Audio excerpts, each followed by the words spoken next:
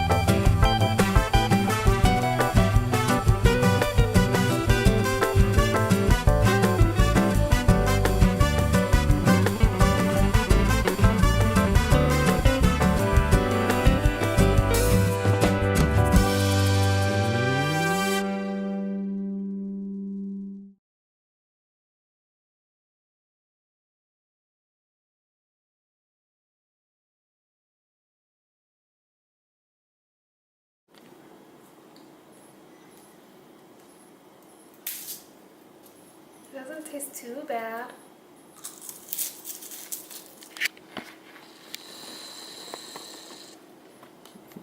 As you saw, that was a major baking fail. I haven't had a true baking fail since probably September. All of the other fails that I've had have turned out really well still, just not quite how I intended. I already did more research than I had before I did the bake and figured out where I went wrong, so I feel a little silly. I should have looked at more than one recipe, but now I know how to fix it in the future, and I know some of the stuff that will help me with my bake in a couple of weeks. That bake will be a vegan angel food cake. I'm making it for my siblings and their partners whenever they're here visiting. And then a couple weeks later, I'm going to be making vegan pudding shumer. So we'll see how that one goes. I don't know quite everything I need to know about that one yet. So the reason this failed is I didn't quite use enough sugar. Although I achieved stiff peaks, I could have let it go a bit longer and potentially had more stability.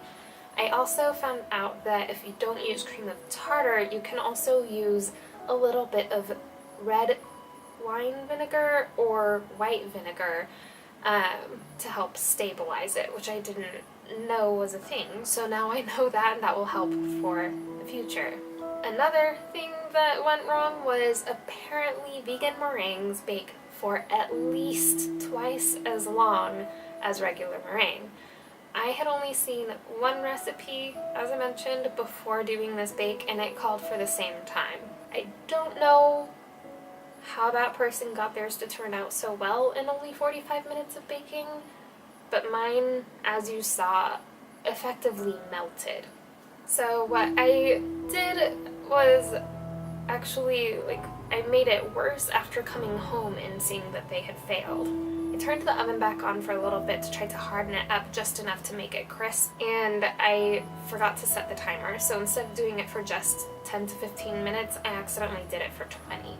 So that's why they ended up as burnt as they did. But I do find it actually quite funny that I had such a big baking fail on the first baking video that I was trying to do as a bit of an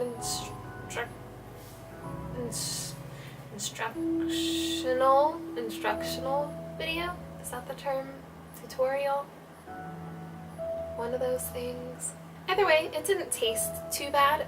It tasted a little bit like frosted Cheerios. So it's technically still edible, it just doesn't quite taste right, and it definitely doesn't look right. But yeah, that was today's video. I hope you enjoyed seeing me fail. Yeah. Bye.